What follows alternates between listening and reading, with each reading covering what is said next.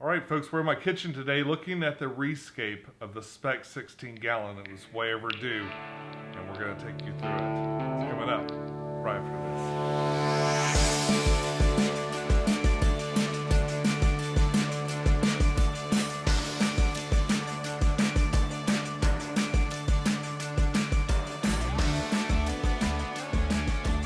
Hey YouTube, this is pecktec, and yes, I set up the Spec 16 gallon quite a while ago. I guess it was during the summer at some point.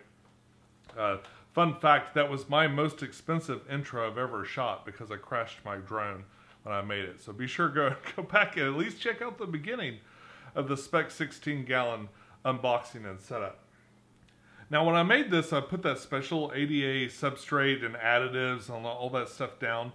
And I was just real curious to kind of see how it did. So I put a couple of plants in there that were sort of slow growing, but I really didn't put a diverse amount of plants in. In fact, I think when I started it out, it was almost all crypt parv. Although the plants eventually started to grow okay, I wanted a more diverse kind of set of plants just to kind of make it a little bit more interesting and actually seem more natural than just having all of one thing.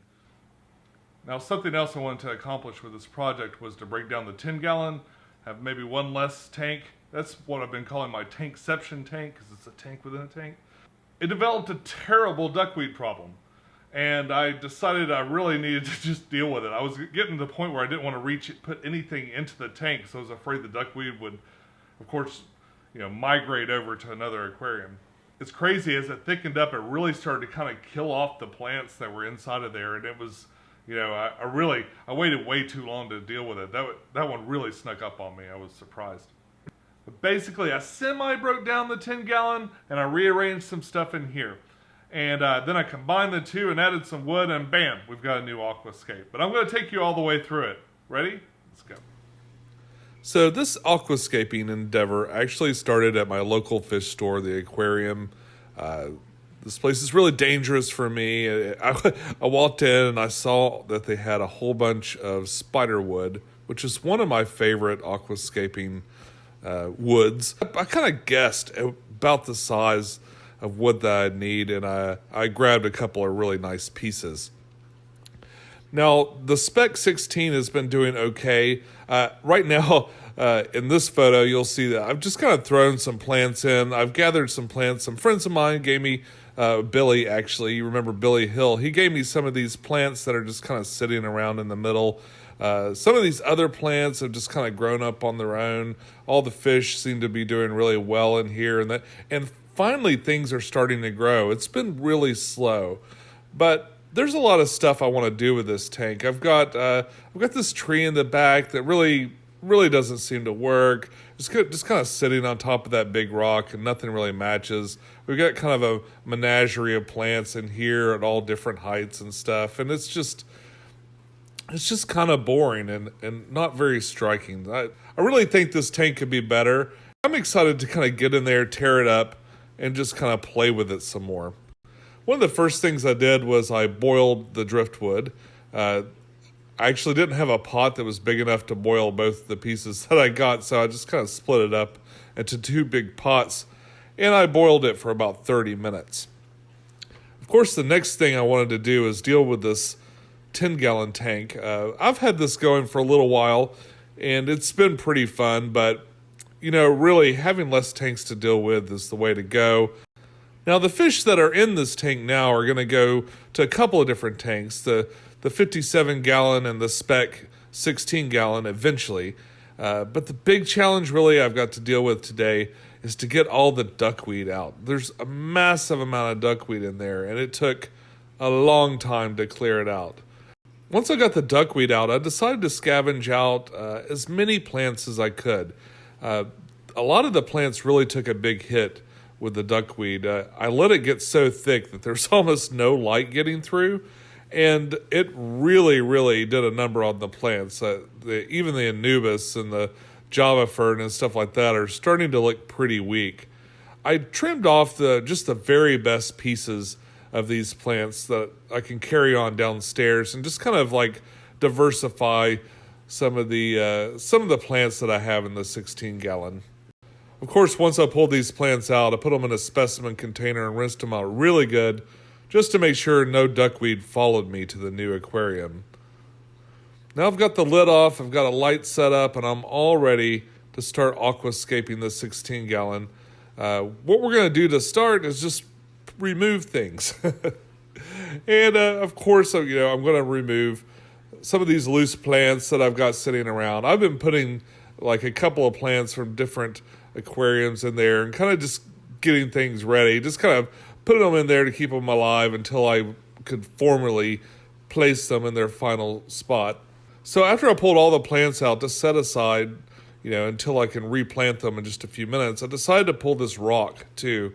It really wasn't doing much for the aquascape. It's going to give me more room to put the wood in there and lots more surface area to grow plants in, which is really what I want to do in there. After that, I began to pull the crypt parv out of the back specifically. What I wanted to do is just move all those tiny, small plants up to the front. When I initially planted the tank, it was front to back crypt parv, so I have it all over the place. And some of it's still doing pretty good, and some of it isn't. But I want to move it all to the front. All the surviving bits are going to go to the front. And then I'm going to take the taller plants and kind of put them together on the back. I'm going to have this middle ground where there's kind of a mix between the two also, and that'll give it more of a natural look. I took the two pieces of wood that I had and I kind of crumpled them up into this strange sort of wood knot that you can do with spider wood. And when I tried to fit it into the tank, it just wasn't having it. It wasn't fitting in any of the little ways that I had knotted it up. So what I did instead was just kind of put the wood in there and maneuver it around until I got to a place where I thought it looked really neat. Now, after I got the wood approximately where I thought it ought to be, I decided to move some of the bigger plants to the back. And like I said, I moved the big plants mostly to the back, but I did kind of in the middle ground, I have sort of a mix. So the crypt parv and the other plant are kind of mixed together there in different areas, just so it's not like a whole bunch of the same plant in one area and a whole bunch of another plant in another area. I try to mix it up throughout the tank a little bit, but I wanted it to mostly be in the back. After all that was sorted out, I began to add plants from the other tank, from the 10-gallon tank. Mostly what I used in there was the Anubis, that's Anubis nana, and I put it just kind of in little advantageous little areas all around the spider wood. The little spindly arms of the spider wood are great for just anchoring little bits of plants here and there. There's some Java fern and a little bit of Buse and a couple of other plants in there. I put some tall plants in the back. We're going to see it growing right over the top of that wood and kind of going across the top of the water. I'm super excited to see what the plants look like after they kind of grow up inside of this knot of spiderwood. A lot of these little fragile spiderwood arms eventually will break off and they'll kind of rot away. But in the short term, it should be a really interesting little garden just kind of mixed inside of the wood there. And I'm excited to see it. Overall, I'm really happy with the project. I think it looks a lot nicer. I think it's a lot more interesting to look at. And I'm glad I did it. The tank had been sort of bothering me for a long time. It looked okay, but it wasn't really something to be proud of. It wasn't really going to that next level of really trying to look like a nice, tailored aquascape. And I think I'm much closer to that now. So that's it. It's redone. I'm going to let things settle down for a little while before I add the fish from upstairs. And there'll be an update on it sometime in the future. I'm excited. I like the new look of it. I think it looks a lot better. And yeah, it's definitely really, really interesting. Incidentally, I took the little tree that was in here before, and I threw it in the 56-gallon upstairs because it's actually starting to look really neat. And I'm curious to see what it looks like when the moss on it's like really fully grown in. So it's still growing out, and it's in my big tank upstairs, just kind of hanging out in there looking weird. So I'll be at the Aquatic Experience next weekend, and I've got a video for next week. I'll probably do some live streaming from there. But I've got another interview. It's a kind of a collaboration with another pet channel. And they don't mainly keep fish. But I think it'll be a great interview, and I can't wait to introduce you guys to another great video creator here on the platform. That's all I got for you this week. Until next time, follow your bliss. keep a clean tank. And I'll see you soon. Bye-bye.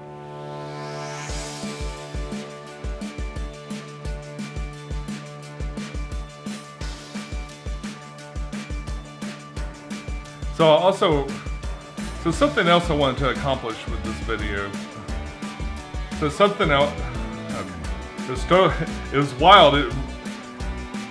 And I think that once it grows out, it's gonna look, and I think that as it grows out, okay, but it's just all in this kind of big mix in there. And I think, just kind of letting your tank sit there and be what it is, but okay. And I think it's gonna really fill in and look really neat.